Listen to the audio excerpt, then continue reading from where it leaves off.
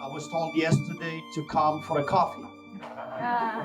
And that's where the conversation pretty much ended. Come for a coffee, so I thought, okay, coffee, very casual, 10 minutes, 20 minutes. Oh my goodness, don't tell me this is for us. Yeah, it is. It's for you. Oh boy.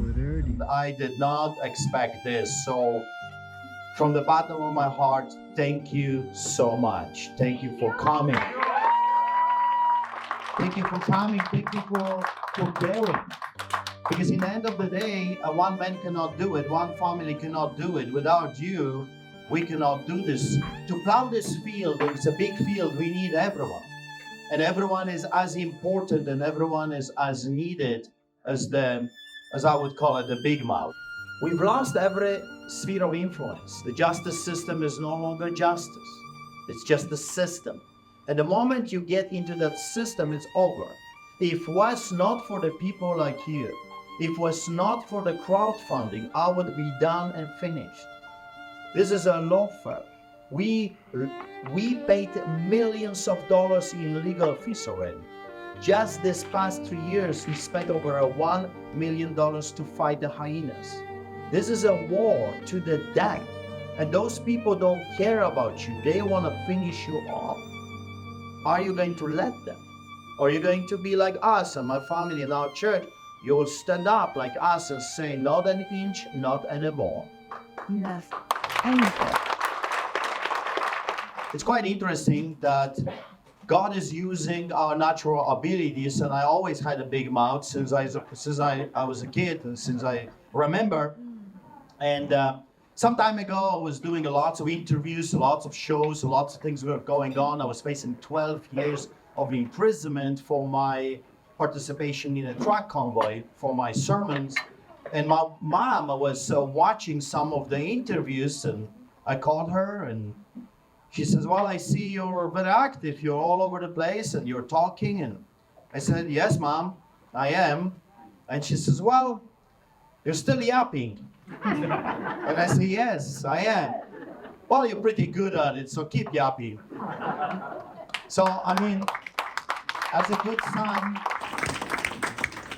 son, I have to honor my parents, right? My mom, and she tells me keep yapping, so here I am again. And I'll be yapping a little bit to you. First of all, again, thank you so much for coming. To the Polish people, dziękuję bardzo. Moją pierwszą miłością zawsze będzie Polska. Ja jestem Polakiem. Z wielkości i pozostanę Polakiem do momentu, kiedy Bóg zdecyduje, że moja droga już się skończyła. Co roku miałem okazję jeździć do Polski, organizować różnego rodzaju festiwale chrześcijańskie, marsze dla Jezusa. Jeżeli byliście w Polsce i w środę na przykład na Patelni w Warszawie przechodziliście i widzieliście grupę ludzi, która karmi bezdomnych, to nasza inicjatywa nazywa się Kościół Uliczny. Takich placówek otworzyliśmy już kilkadziesiąt w Polsce i nie tylko w Polsce. Także kocham Polskę. Pamiętam pierwszy raz po 16 latach, kiedy przyjechaliśmy przez całą Europę do Polski przez Czechosłowację i nigdy nie zapomnę tego pierwszego postoju, gdzie musieliśmy zatankować. Miałem takie same uczucie, które miał Jan Paweł II, który przyleciał do Polski. Miał ochotę upaść na kolana i całować tą ziemię. Bóg dał mi tą niesamowitą miłość do ojczyzny, do historii, do tego, czym Polska była, za czym staliśmy. I ta historia nasza była różna, czasami fajna, czasami niezbyt ciekawa. Czasami by się chciało zapomnieć o tej historii, ale nasza historia, Polska. Także chciałem to zaakcentować. Kocham Polskę, kocham Polaków, kocham nasz kraj, ojczyznę. I tak jak powiedziałem to w Ameryce, kiedy byłem przed moim aresztowaniem, kiedy proponowano mi zostać w Stanach Zjednoczonych, proponowano mi wielkie pieniądze, proponowano mi być pastorem wielkiego kościoła, nawet rancho mogłem mieć. Moje ostatnie wystąpienie było bardzo proste. Kanadyjskie dzieci są warte tego, aby o nie walczyć. I chcę powiedzieć, że polskie dzieci również są warte tego, aby o nie walczyć. Także dziękuję bardzo, że jesteście, że wspieracie, że nie zapomnieliście Zapamiętacie. I'll go into English right now because I know there are people here that only understand the human language, not the heavenly one. Because quite often God speaks to me in Polish. So if you are having that desire and if you want God to speak to you, oh, you must learn Polish. That's a heavenly language. So, well, our journey, because it's not just my journey, it's a journey of our family. My brother David was arrested multiple times, I think 11 times with me, just because he's my brother. Quite often, the authorities would come after me and my family. My son Nathaniel right now, that is sitting on my left, he was detained already 4 times. Because he dared to address the European Parliament and he embarrassed the Trudeau-Castro regime, or as he calls him, the Caligula. When I was in prison, when I was in solitary confinement, when I was fighting for my life on the inside, they were fighting for my life on the outside. And I will never forget the first interview I've heard my wife giving after I was released. People would come and ask how you were doing when your husband was in prison. And she would look at them and say, listen, we were all in prison. You see, just because I was in metal cages, and literally they would keep me in small metal cages, when they kidnapped me and placed me in a max spot for the most dangerous terrorists in the country, when, believe it or not, I was taken by force and put in a psych ward without the evaluation of the doctors, without the knowledge of Alberta Health Services, everything they have done was illegal. They were suffering there with me. I want you to know that without the support of the family, without the support of my wife, I would not be able to do what I do. And that's just the truth. Without the support of our church, the people that staged the longest ongoing protest outside of the Canadian jail, every single day that I was imprisoned, they were risking their lives on the outside. And some of them were arrested outside because they were told, you're not allowed to protest here, you're not allowed to fight. They did the Jericho March. My record is over 120 police officers at our church service, but I think when they did the Jericho March, they broke that record. There was so many police everywhere. Anti-terrorists, special police, anti-riots, you name it. They even brought sheriffs and bylaws. Everyone was there. It was unbelievable. And think about it. This was a bunch of people, peaceful people, just praying. What that tells you, that the devils are terrified of God. And that's why when we created the Solidarity Movement, I am a very practical, simple man. Why reinvent the wheel? We already seen it. I've seen it with my own eyes in the 80s, the power of the people. When they come in a solidarity with each other, why reinvent? Why come with something else? Solidarity did it once, solidarity can do it again. And that's what we're creating. I guess what I'm trying to say is we have experience. And the enemy is scared. You gotta remember, I was arrested and I faced 12 years of imprisonment, not really for my sermon. Don't kid yourself. I believe what scared them was my formation of the Solidarity Movement. Just a few weeks after I was in prison. They were scared because you see, the enemy knows history. I think we have forgotten quite often about the history, but the enemy knows history, and what we are observing right now is a repetition, copy-paste. They open the book, How to Become a Tyrant, and they are moving forward with their agenda, knowing that we have to counterattack this, and the only way I know how is what I have observed or learned from history. And in 1980, it was a fascinating time when the tyrants were on the streets, when martial law, as you remember, the whole craziness was unfolding in front of our eyes, and I would see the tens of thousands and then the millions taking it to the streets. And I said, well, they won without the use of guns and swords. They won by the sheer numbers. And today people come to me and say, well, your little party, oh, by the way, we started a solidarity movement of Alberta. It's a political entity, and guess what? We did it in 10 days. We created a political entity as a miracle. I'll tell you why God does miracles in my life, because I am the last one that wants to sign up.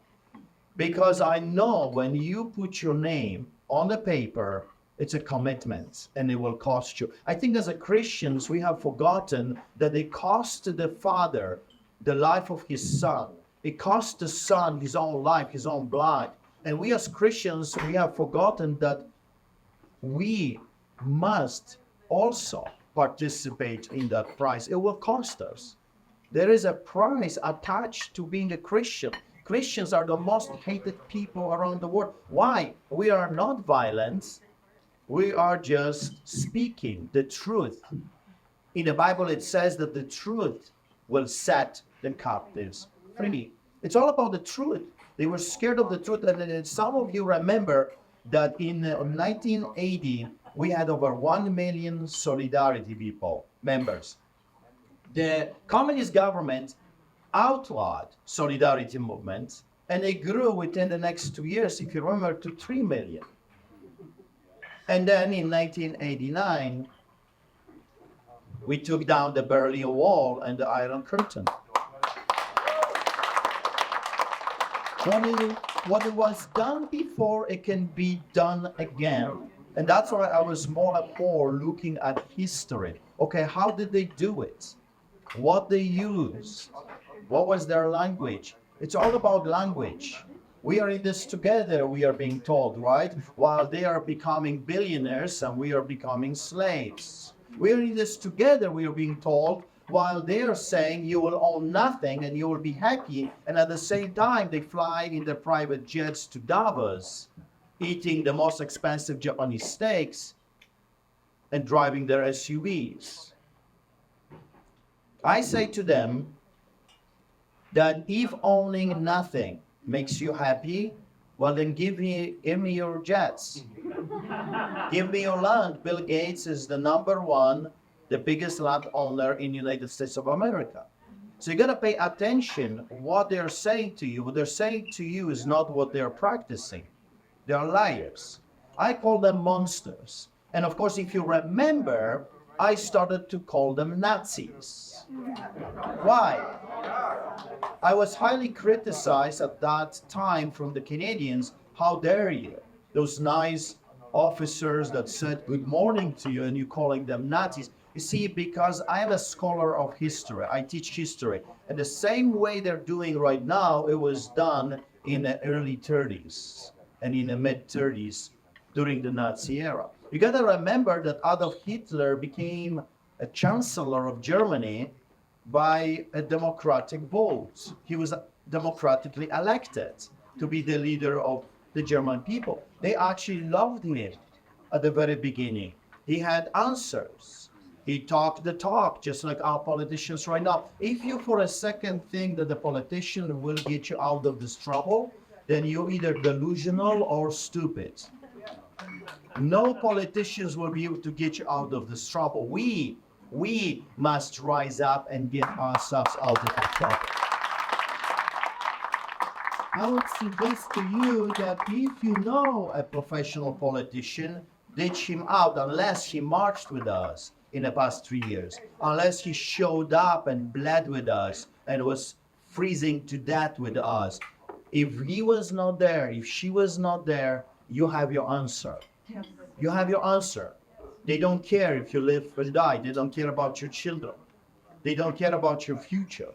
They care about themselves. And I would say to you that 99.99999% of the so-called servants of the people are traitors. If you would, for whatever reason, would elect me king, I would charge them with treason. I would charge them all with treason.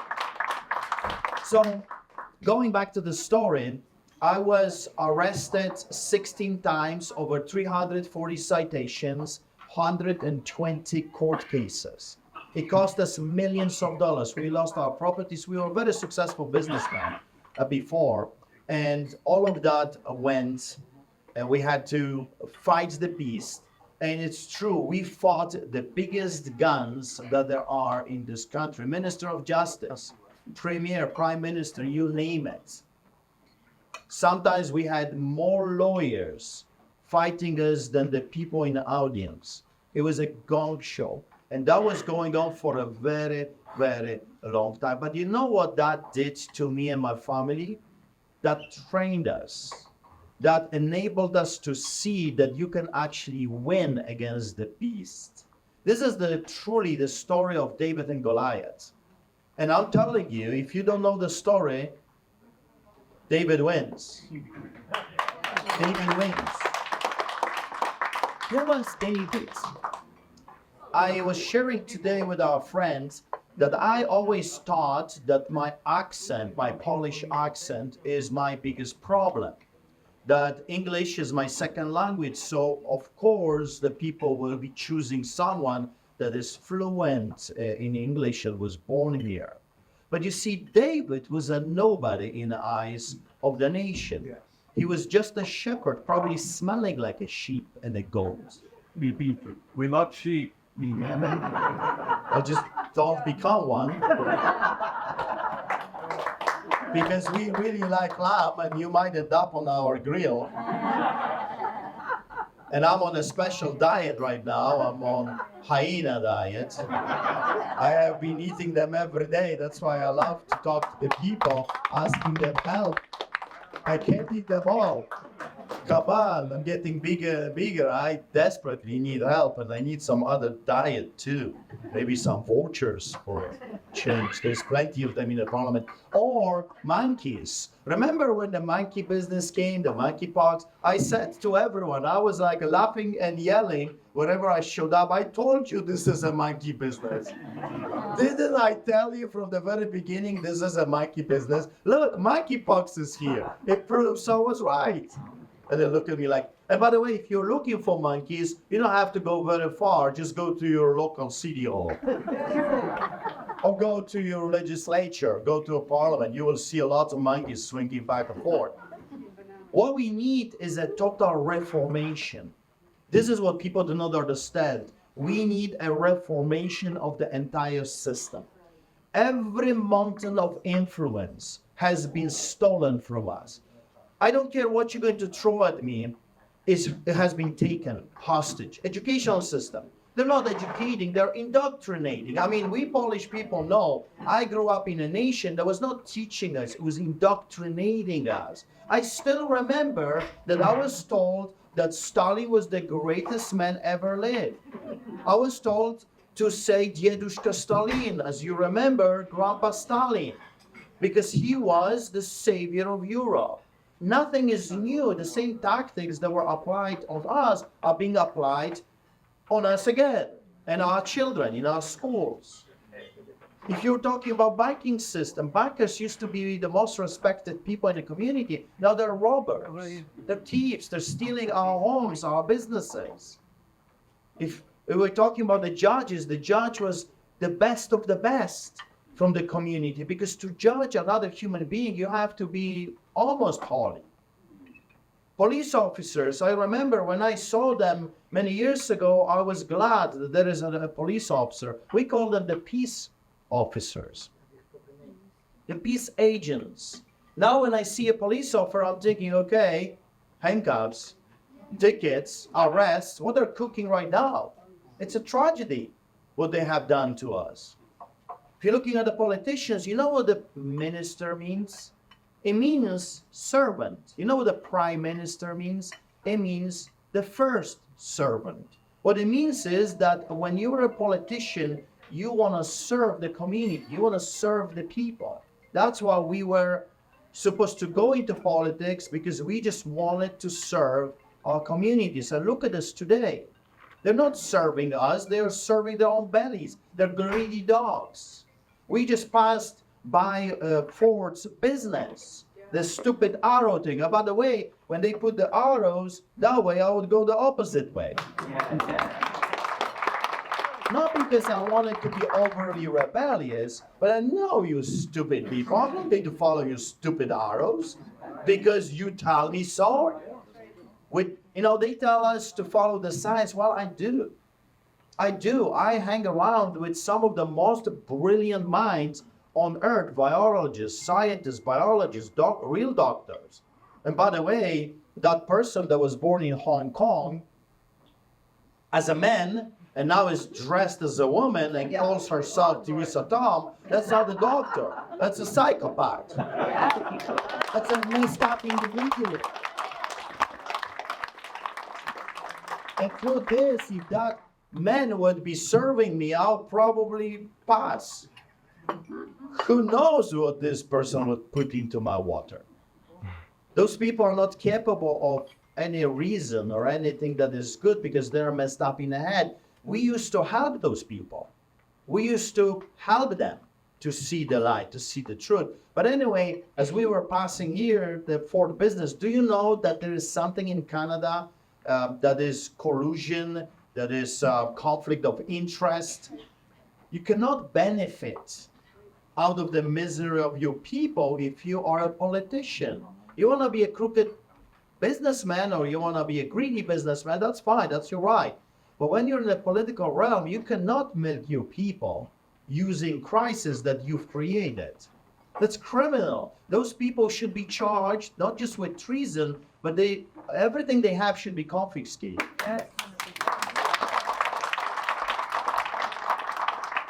Let's talk about churches.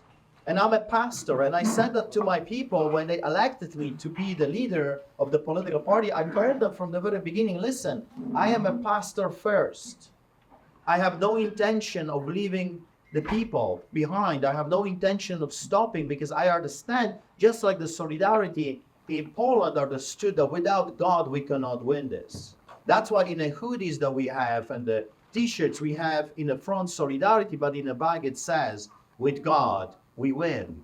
With God we win. We must understand that only God is powerful enough to give us the smooth stone like he did to David, smelling like a sheep or a goat, and nobody. So they have benefited from this. Politicians are no longer serving us, they're serving themselves. So how do you deal with that? People come to me quite often and say, well, if the elections have been stolen, of course, by the use of the Dominion machines, then why even bother voting? And I would say to them, listen, during the Solidarity movement, under the boots of the Soviets, everything was crooked. There was no freedom whatsoever. The votes were just a joke. Everything was appointed, decided for us, and yet somehow we won. How did we do it? Coming together, uniting with each other, focused, and God in the middle. I still remember, it's imprinted in my mind, the rallies in Poland with those big, huge crosses. Do you remember that? There was a reminder, a symbolical reminder, God, help us. We can't do this alone. They have the guns, they have the tanks, they have the machine guns. We can't win with them. But the moment God shows up, it's over for the villains. The moment he comes, we have already won. The enemy just doesn't know it. It's like in a savannah. We started orphanages in Africa, and we were privileged to see lions hunt. We have medical clinics. We started churches in Kenya, and we were able to see the lions hunt. I'll tell you something. That's why I like lions so much. Because the moment a lion or lioness shows up, even the birds notice, and they stop chirping. Even the monkeys stop swinging. The king arrived. Everything and everyone notices. We must become lions and lionesses. Whose savannah is this? Because if it's Trudeau's, Castro's, Caligula's, or the messed up transgender people, or whatever, if that's their lands, then I rest my case. Be a good slave. But if you're like me, if you understand that this land belongs to us and our children, that this is our inheritance we work for. Have you stolen this land? Because I worked very hard all my life for my house. This is our inheritance from God. If that's the truth, rise up, stand up, and fight for it. And if you don't want to do it for yourself, If you don't want to do it for yourself, do it for your children and their children. Because one day they're going to look into your eyes and will say, Daddy, why, when you had a chance, why haven't you stood up for me?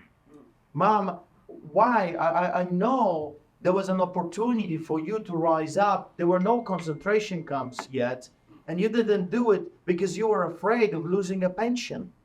And now we've lost everything. We have no houses, we have no future, we are slaves. You see, I can look in the eyes of my children and I can say, truly, I've done what I could.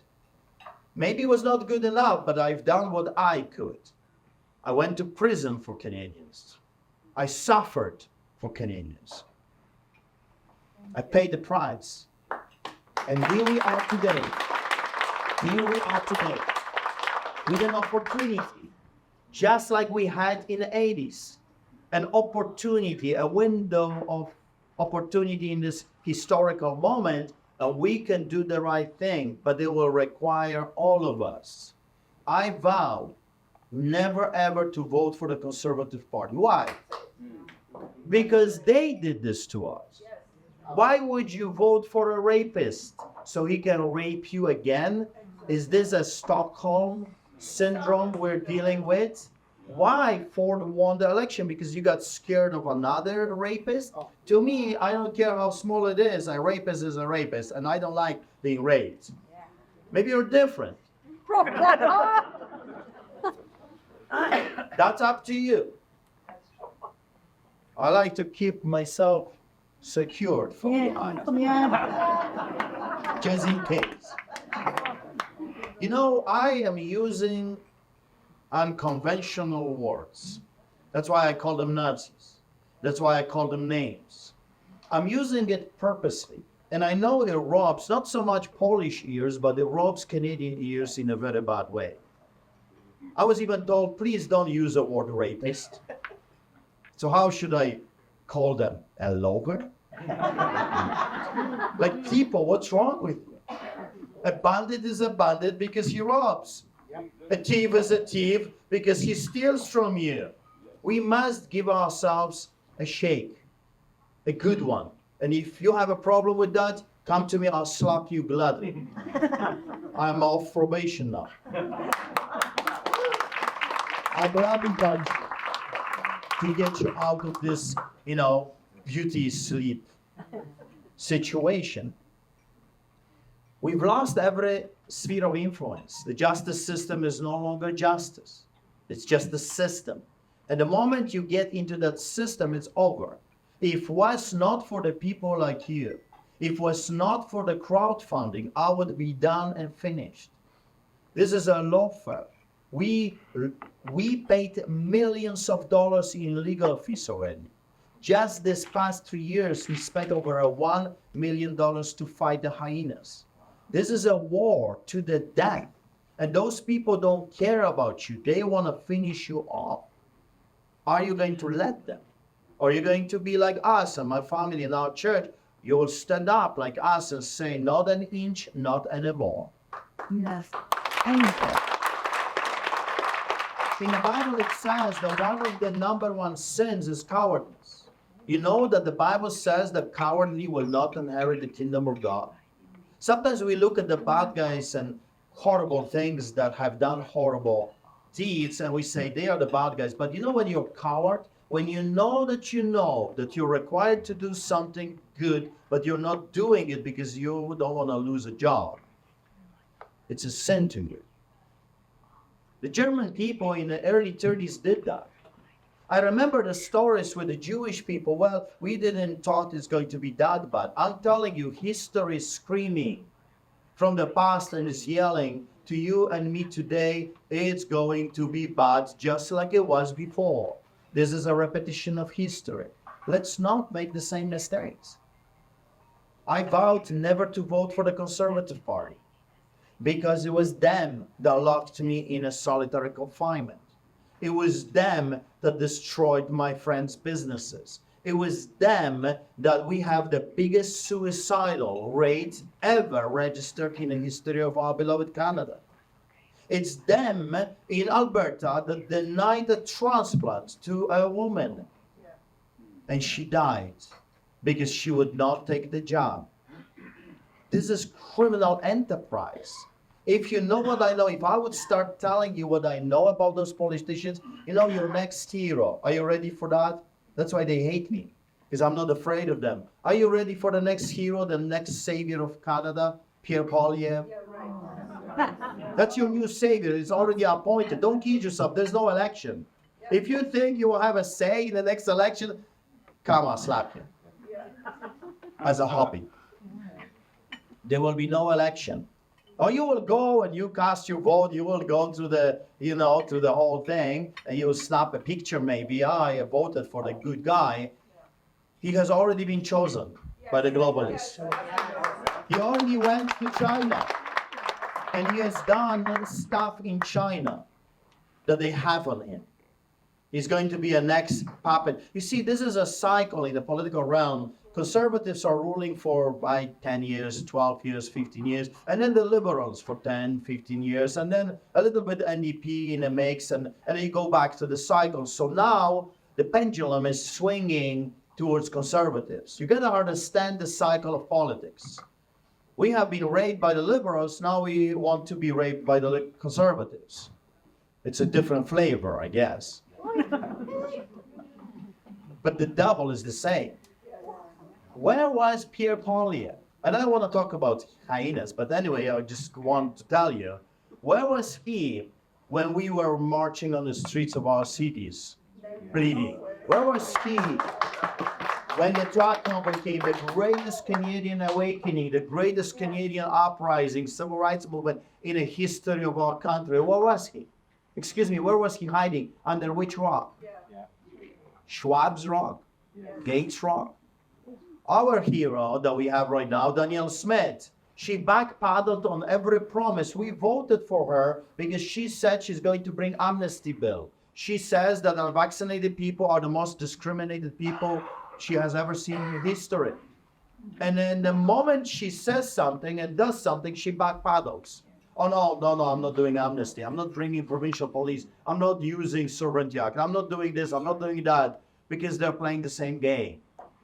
They already have what they needed. Let's play a game, a little bit, okay? You're Canadians, right? Yep. Let's play a game. I'll play a game with you. Sir, would you vote for me? I'm going to give you a moon. Would you like one? Everyone wants a moon, right? I'll give you one. Are you okay?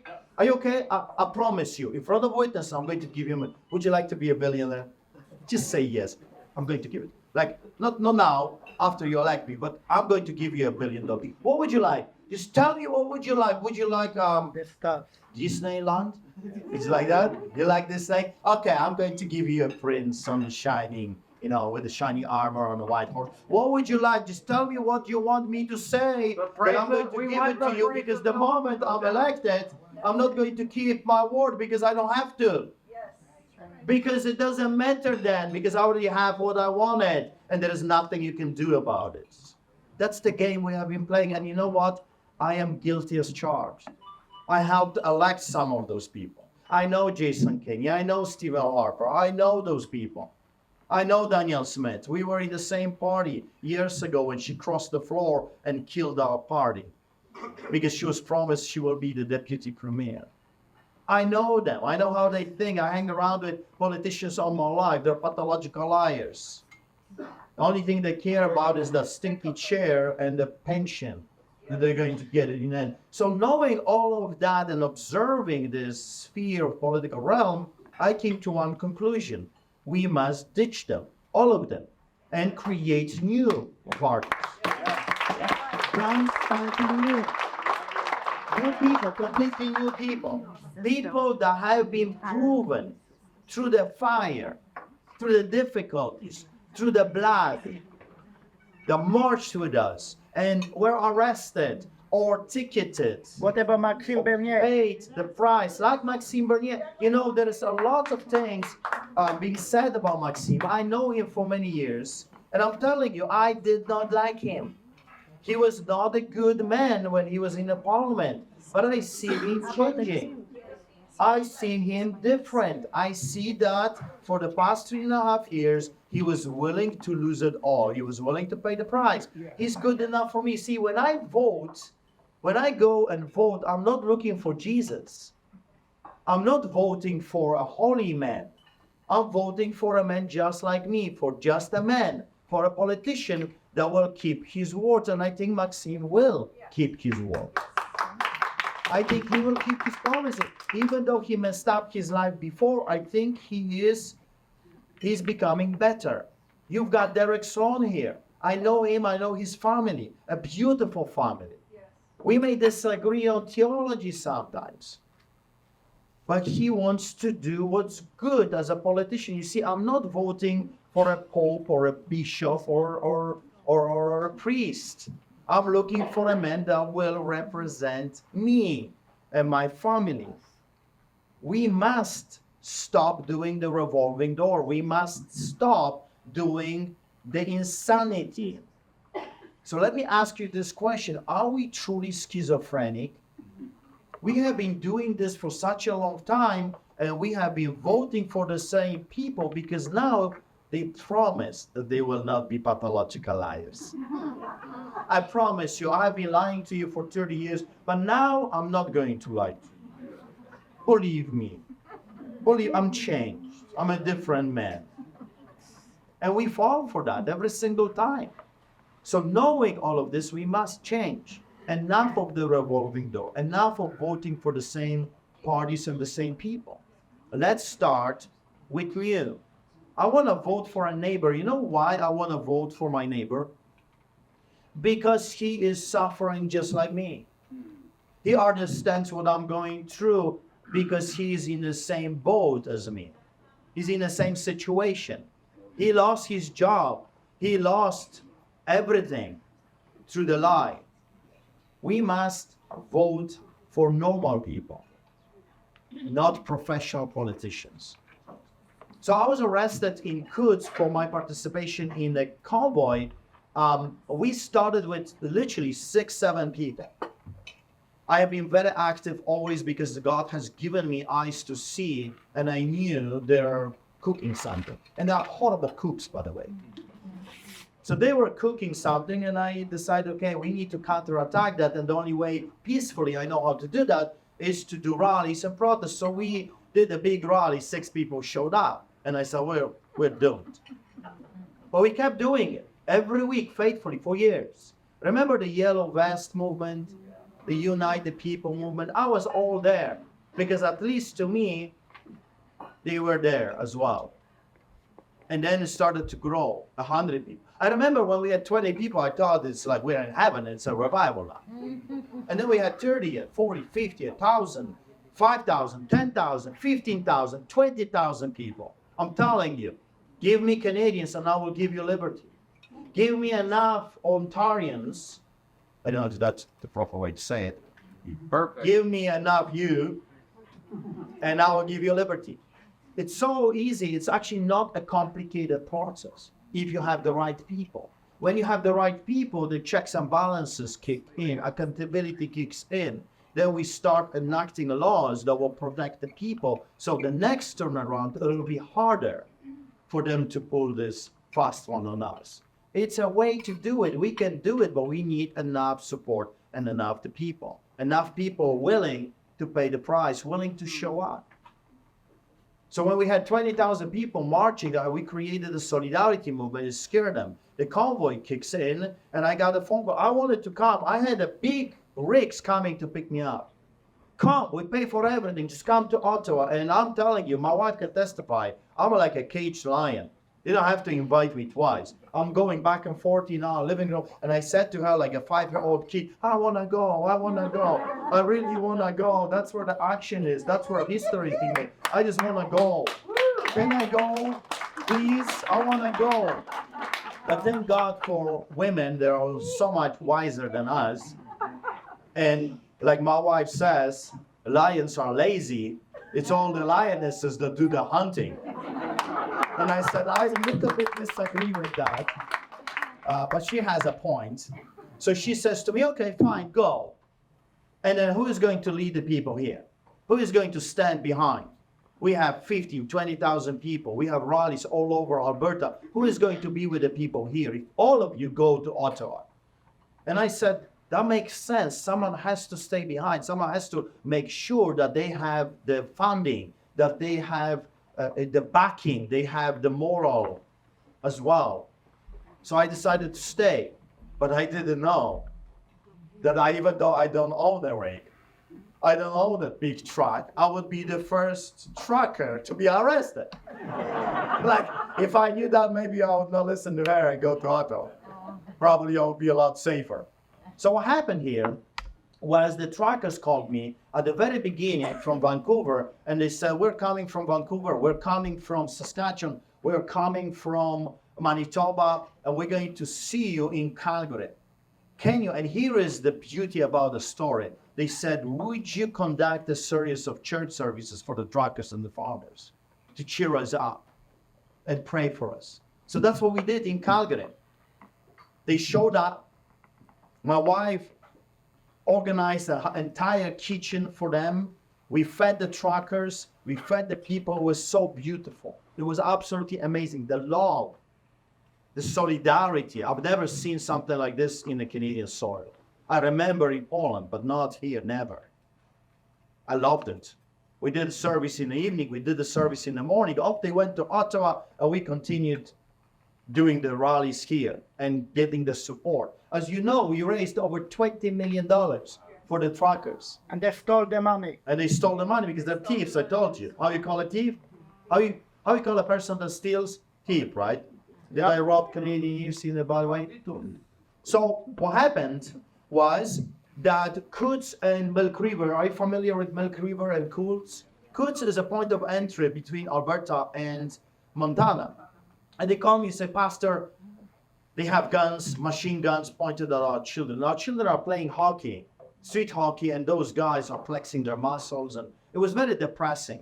They said, would you come and cheer us up? So I brought a worshiper. I went with my son. We brought food. I did a church service in Milk River. Lots of police, lots of people. And then we went and we did the same thing in Coutts. And here is what I said to the people in Coutts. So peaceful.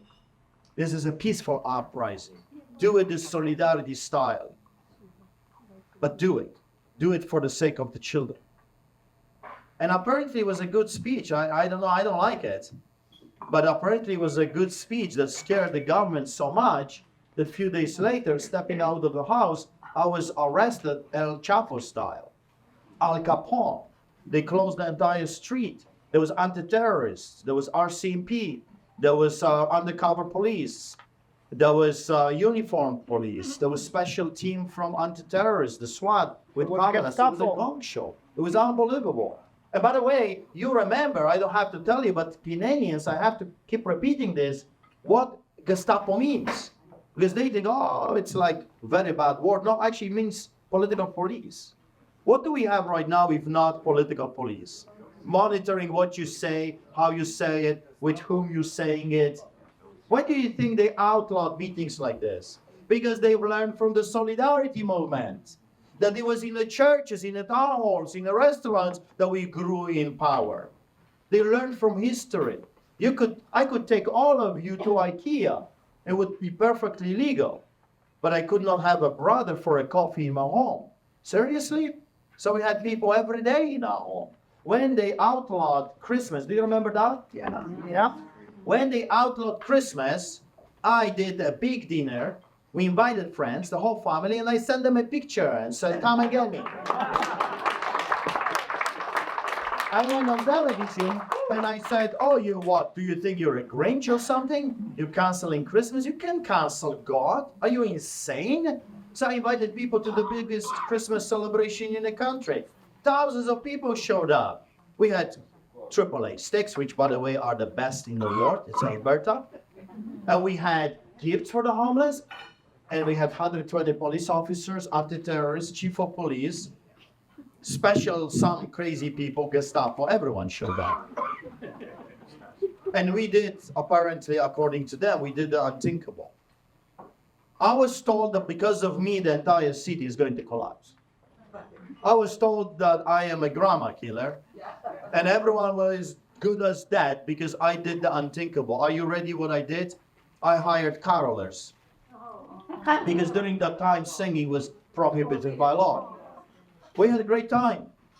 I think even the police were like, you know. It was great. We were singing. It was beautiful. And I ended up with gifts. It was Christmas after all. I ended up with 15 COVID tickets, which took me 2 years to find. They're insane. You gotta understand the game in order to win. And the game is to take everything away from you, to enslave you. We are witnessing a global destruction of the middle class in front of our very eyes. We're seeing collapse of economy and a destruction of the fiat currency in front of our very eyes. So how you counterattack that? They want two categories of people, them, the elites. You remember during the Soviet era, 50,000 communists were ruling over 36 million Polish people. They want the same thing. They want just the elites, they call themselves the elites, to rule over the rest of us, slaves. And I say, let's not let them do that. So how are we going to do it? We gotta come together and we have to keep pushing. When I was arrested, I was interrogated by detectives from RCMP for hours. Stripped naked, thrown in prison, solitary confinement. And the next day, I guess it was a shocker because I realized that they want me dead. When they put me in metal cages, I knew the game is on. And the Crown Prosecutor, that pathological liar, Stephen Johnston, from a special Gestapo unit in the province of Alberta, he accused me of causing Canadian economy over $400 million worth of damages. My son says, this was truly a powerful sermon, worth $400 million. I didn't know I'm so special. Wow, I think I have beaten every speaker on earth ever lived. 19 minutes for $400 million. Then he compared my sermon to Rwanda genocide. Then he said that my sermon was like a man inciting murder. Crazy stuff. Why did they do it? Because we have become a symbol of resistance. We have become a voice of reason and hope. Hope. They did everything in their power to deprive us of hope. And suddenly, truckers, farmers, rallies, preachers rose to the occasion and were giving people hope. They needed to destroy it. So we faced absolute craziness. 5 different inmates testified that they were giving incentives to murder me in prison. Then I was kidnapped from Calgary to Alberta, placing mag spot for the terrorists. They've done everything. During that time, Stephen Johnston came multiple times where he denied my access to my lawyers for 3 weeks. That is illegal, no? My glasses were not given to me. Bibles were confiscated. Even my write-up for the eyes of the lawyers only were taken. Totally, everything they did to me was illegal. But they got away with it, at least for now. And I was told I can go home if I sign. Remember the solidarity time? If you sign this paper, you go home. You can be free. The only thing they needed was Artur Pawlowski pleading guilty to the smallest charge, and all the 40 other charges will disappear. And I said no. I remember calling my wife and my son, and they said, what is happening? Does anyone care? Because the worst thing that can happen to a man in a solitary confinement is the feeling that he has been abandoned, that no one cares. And she said, listen, there's tens of thousands of people phoning, texting, emailing. There's so many people that stand with us and pray they care. Don't quit. Don't give up. That's what kept me going. So I want to thank you for every prayer, for every phone call, for every support, for letting the story go on, for not allowing them to get away with this, because I truly believe that the pressure of people like you got me out of the death sentence that they have pronounced on me. Then it was a trial. I don't want to bore you with all the legalities. The judge found me guilty on everything. I am the first Canadian ever to be charged and found guilty on terrorism. I was the first Canadian ever to be found guilty on inciting mischief. Has never been done before. My words were criminalized. My sermon was criminalized. And I was facing just 4 weeks ago 12 years of imprisonment. So I called my friends, everyone in the States, in Australia, in England, and Poland, and I said, well, if you care what happens to me, help me to fight for my life, because they will murder me in prison. Because they wanted me to go back to the very prison that did this to me in the first place. And they did. Politicians in the States, in England, in Poland, started to talk. And sometimes that's the only thing that will take. It's just the right people talking about what's happening. Because they're like cockroaches, those people we have right now. And they love to do their dirty things when no one is watching in the dark. But when you bring the light, they run like cowards that they are. So we need to keep bringing the light.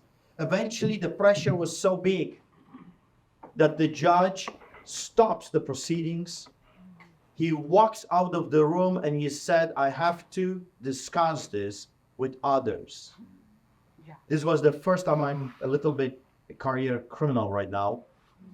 I have been in this enterprise of being arrested for feeding the homeless and preaching the gospel for 18 years. I've never seen a judge ever walking out of the courtroom saying, I need to discuss the verdict with others. But he did that.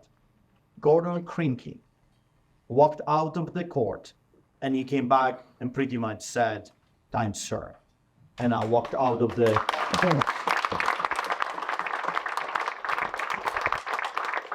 The story of Arthur Pawlowski, what is that story? The story is a very simple one. That the person without political power and lots of money can stand against the biggest giants of the land and persevere. Yes.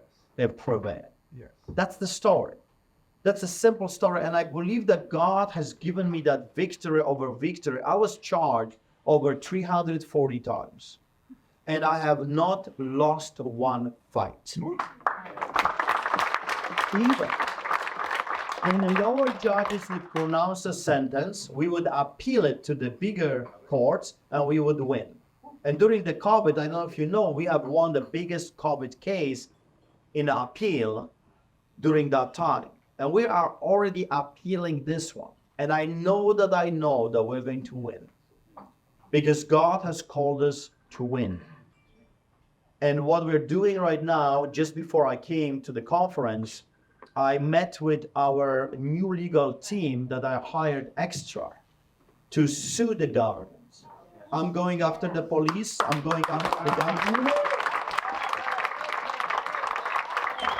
I'm going after the identity services. I'm going after everyone that we physically can go after. Are you going after what? We should go to Nuremberg too. You can, well, elect me and I guarantee you that there will be Nuremberg number 2. It must happen, not because, you see, I'm a pastor, and a lot of Christians will say, you gotta be merciful. But you see, justice demands restitution.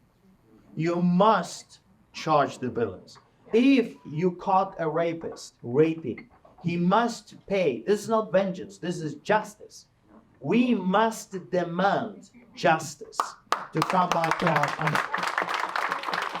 Without charging some of them.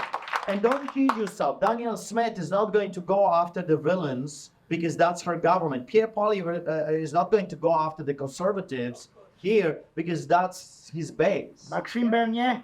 Maxime Bernier will, because I talked to him and he says the same thing. Let's go after them. Go after what? It's time to go after the villains. You see, we have been defending ourselves for 3.5 years. It's time to go on the offense. And I want to welcome you, if you're willing, to come and join us. We are raising funds. I was told that it can cost up to $1 million, and I did not even blink. I said, I don't care how much it will cost. I want you to go after single one of them. Go after them and make hell in their lives. And he looked at me and he jumped out of the chair. He says, I am so happy because during the civil proceedings, we will be able to get the information that otherwise we would not be able to get. He says, we will turn every stone. We will dig everywhere and we will get that information and we will give it to the community. So they will know. So the story is so complex and it's so long. I mean, sometimes people, when they invite me to speak, they said, you have as long as you want. And I look at them, it's like, you got no idea. Well, you just have no idea, right? My record is 23 hours straight. So when I was locked in prison, you have captive audience. And this is nothing more beautiful than for a preacher to have prisoners that cannot walk out. It's absolutely, I can compare it only to paradise. For a preacher, going to prison is a paradise for the preachers because they cannot walk out through those doors even if they don't like it. So I preached in the first cell and I stopped. I thought that it's going to be over. One sermon, good enough. They all hurt. And next cell, I hear a guy yelling and screaming, and he says, "Preacher, are you still there? Are you still there?" And I said, "Well, I am. God did not open the doors yet." "Well, then preach it." Okay. So I preached again, and then again, and then again, and I could not stop because every time I tried to stop, some other person in the cell would say, "Can you just talk to us a little bit more?" So my record is 23 hours, so don't tempt me. Because I will ask them to shut their doors. I will see who wins. So, exciting times. I'm telling you, those are exciting times. We are not victims. We are victors. Sometimes we just don't know it yet, because if you stood this enormous propaganda that we have seen in the past 3.5 years and you stood tall, you have already won. They've tried every possible thing that there is in a book to destroy it, and they couldn't. We will be able to go through any storm that there is, any earthquake that there is, and we will be in the middle of that tornado, in the eye of the storm, if you will, looking around in a perfect peace, like my wife just testified yesterday. When they asked her how it was when I was on the inside fighting for my life, she says, it's weird, but I was in the middle of the eye of the storm. I knew that God has our back covered. I knew that. That's what we must do. You see, they don't have as big of a stamina. What motivates them is money, greed, and power. And God never stands for that. You know what motivates us? I'll put it this way. You know what motivates me? It's my children. They motivate me. I have 3 children, 23, 18, and 13. I want to give them inheritance. I want to leave a legacy of freedom, just like it was given to me when I arrived here in 1995. I want to pass on to the next generation a country that is strong and free, a country that obeys law and follows law, a country that teaches children biology, geography, history, not this craziness. They're teaching them that you can milk a bull. No. Seriously? I have friends farmers. I can arrange a meeting. Try it. Let me know. I'll bring Mocha. He will film it. As an educational purpose, try to milk a bull. Let's see what happens. You will not have a successful farm with just bulls or just cows. Seriously? Now we are going about feelings? What we think we are? So how about this? I think like the Prime Minister. I feel like a Prime Minister of Canada, so Trudeau Castro vacate my office. Right? Where is it going to stop? You see, if it's all about feelings, well, I feel like the Prime Minister. And if you don't vacate my office, then we will charge you with a hate crime. We have been seeing insanity that has never been seen before in history of mankind. You can be a kitty if you want. And I have to provide you with a letter. Seriously, I'll provide you with a stick. I'll get that kitty out of you very quickly. Just give me 5 minutes. Quite often I'll talk to the police and say, you know, when the Antifa shows up and those crazy colored alphabet people, soup kitchen people, whatever, when they show up, I said, just please, can you give us 5 minutes with them? Just 5 minutes, just look the other way. Pretend you're not there, because they came for a fight. Well, we'll give it to them. They have nothing to offer. There's no debate, there's nothing.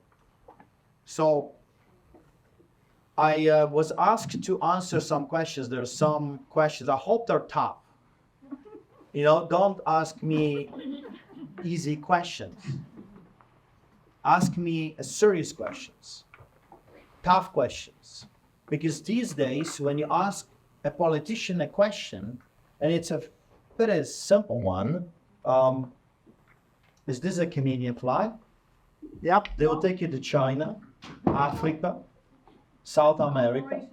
They will take you to clones and, you know, other places, and then you will end up without an answer. We've lost the ability to even get an answer from those people. I don't know if you have been, for entertainment purposes, or a tragic comedy if you want, have you been watching Parliament discussions on the floor? Yeah. My God, what a brutal time. It's like when you want to vomit, you turn this on and will walk every single time. Or if you want to watch a horror movie, it's a theater. It's a political theater. That's what it is. Those people don't hate each other. They don't work against each other. They understand the pendulum. They understand that the society will be swinging. Now society is swinging towards freedom is more popular now. Those things, conservatism is more popular. Italy just won a conservative government. Netherlands just won conservative government. So they are seeing what's going on. People are sick and tired of this woke craziness, the liberalism. So they know that it's time for the conservatives to be elected. Don't fall for it. Just don't fall for the political theater. Okay, speaking about the politicians, my question is about Donald Trump. Well, Donald Trump, okay, you want a straight answer? Yes. He's awesome. Okay. I'll tell you what. Is he a perfect man? No. Did he make terrible mistakes with the vaccines? Yes, I was so upset because I know the family, I hang around with the advisors, I was sitting at the dinner with the That's why I'm Homeland asking Security, you. Yeah. I was there with the doctors. It's, thank you. I thought you wanted to drown me. We don't want you to stop. So, 23 hours, that's right. here is what I was told. Because I'm very vocal, I'm yapping like my mom says, everywhere I go. So I asked them, the inner circle of Donald Trump, why did he do this? Why did he lock the people, muzzle them, and push the job? He lost so much support because of it. It upset so many people. And here is what I was told by the closest people to Donald Trump. First of all, he was betrayed by his closest advisors. Fauci and the like, the devils, the demon-possessed. Also, he's a businessman. He's a very successful man. And sometimes when you're so successful, you're arrogant, you're proudful. And he truly believed the lie that the job is going to save hundreds of millions of people. And he wanted to be that savior. He truly believed that what is going to happen is going to help so many people that he will go down in history as the man that saved the world, kind of a thing. And that was his mistake.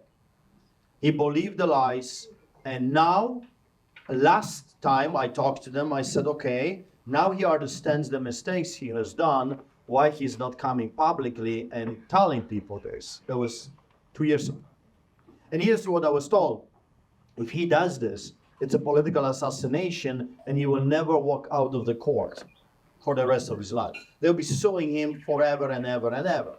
So he must wait a little bit that the people will understand what was happening. And now if you watch Donald Trump, he speaks against all of this, publicly and openly.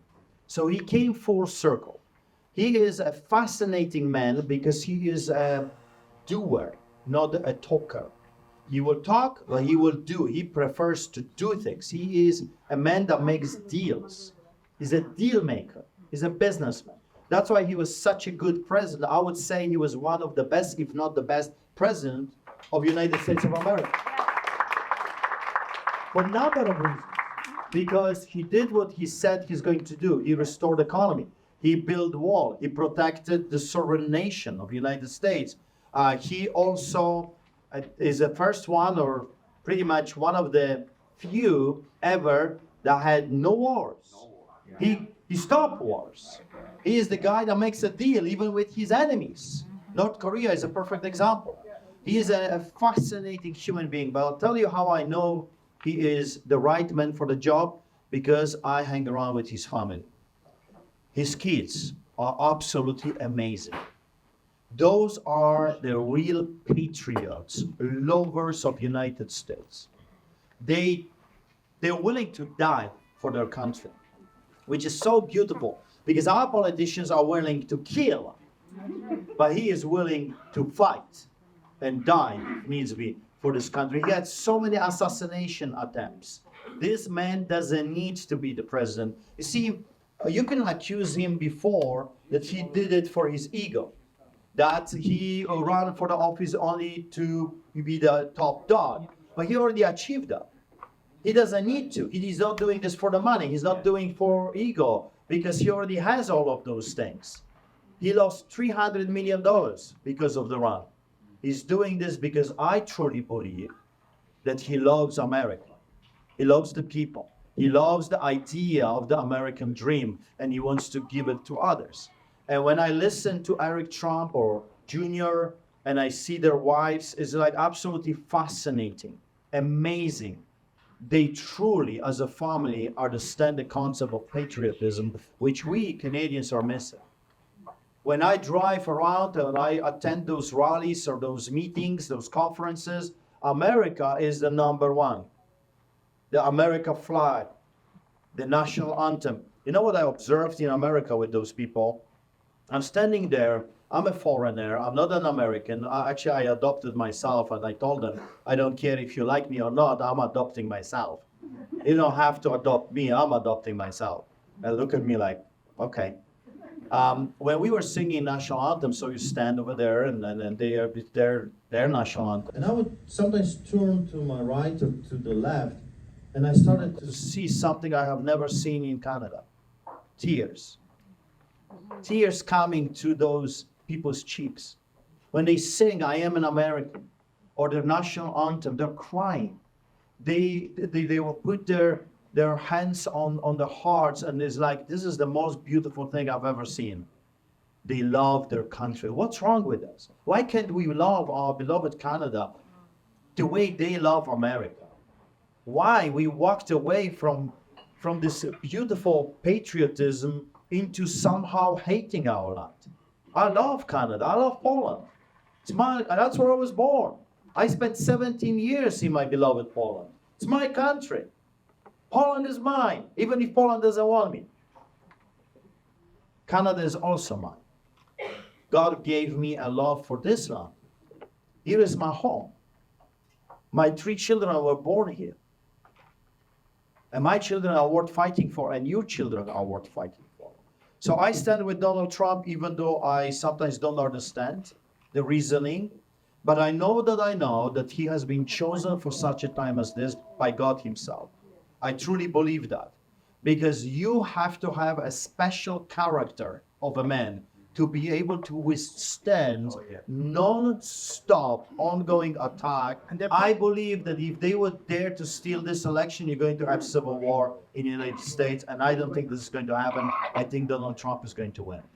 But they're willing to even kill the people, you know? Of course they're killing people. I mean, that's history.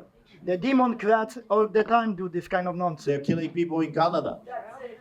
They're killing people left and right. We know that over 20 million people already died globally, and some doctors say 40 million because of the job. Do you know that the savior of Alberta, Danielle Smith, is forcing 6-month-old babies to take the job right now? So she's jobbing children, knowing, because we talked to her, she knows that the jobs are hurtful to the people.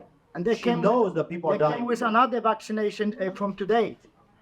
They came with another vaccination. Oh, they're going to be cooking more and more and more. Put it this way, they will be doing what the enemy does all the time as long as we rise up, stand up and say no more. So there have to be no embargo too.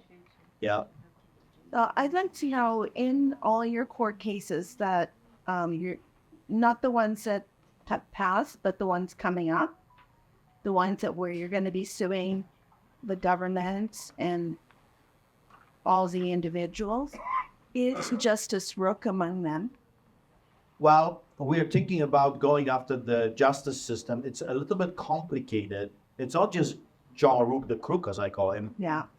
He's the Associate Chief Justice in the province of Alberta. Also, David Gates. David Gates, I don't know if he's related to that devil, South Bill Gates, but David Gates of Alberta gave them the power to enter our church with anyone they wanted to, which they showed up with SWAT team, and anytime they wanted to.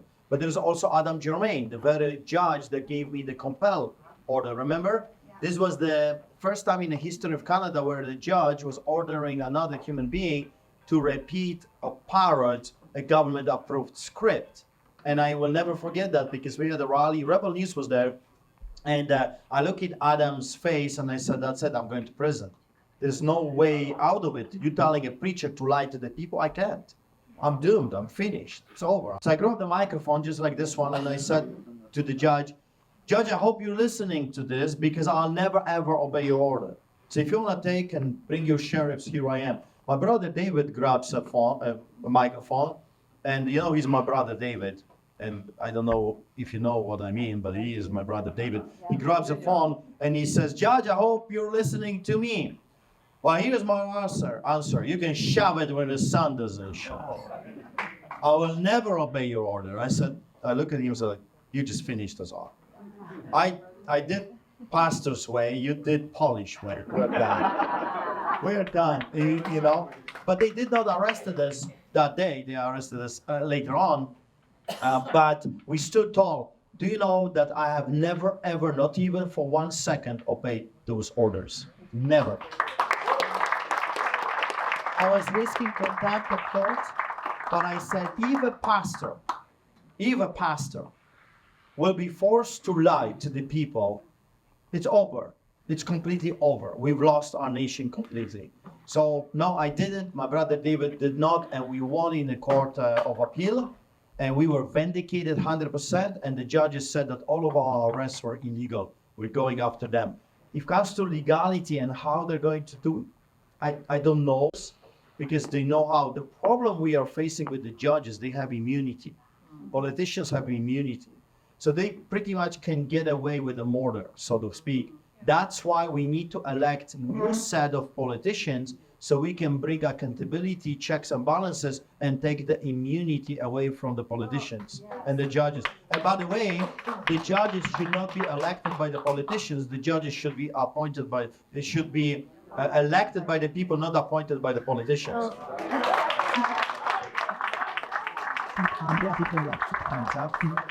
Except that fraud. We got 5 minutes, so let's say one more question. Except that fraud vitiates all. So all of us have been done under fraudulence. It has been, but it's like saying to Adolf Hitler, we have human rights. It's like saying to Joseph Stalin, we have a constitution. I don't have to tell that to the Polish people, that from the beginning of 1939 to 1989, Poland had a constitution. We are the second country on earth that implemented constitution straight after the United States of America. So that when the Germans attacked us, we had a constitution, but the villains, the bloody murderers, don't care about the constitution and human rights. When the whole world was celebrating victory over the Nazis, what happened to us? We were subdued by the Soviets. Did they care about our human rights? Did they care about our constitution? The same way those devils in parliament do not care about our constitution, our Charter of Rights and Freedoms. Do you know that the preamble to the Canadian Charter of Rights and Freedoms, which is supposed to be fundamentally guaranteed the highest law in the land, it starts with, whereas Canada acknowledges the supremacy of God and the rule of law. Whereas Canada acknowledges the supremacy of God and the rule of law. You see, they kicked God out, and then he is gone. There is no rule of law. It's lawlessness. We're dealing with lawlessness. So in order to deal with, and that was my revelation when I was in a solitary. You see, they should never ever lock a man like me in a solitary confinement. They gave me so much time to think. I prefer to talk than I don't think. But they locked me there alone with no one for 21 days. And I was sitting there like a caged lion, and I was just thinking and thinking and thinking and thinking and walking and thinking. And one day I stood up and I said, fine. If they will not allow me to be just a pastor, I will become a pastor and a politician. And what chased me yesterday, I'll be chasing tomorrow. And I'm telling you, when elected, if that's what God wants and if that's what Canadians want, I will be chasing them. I will revisit the COVID craziness.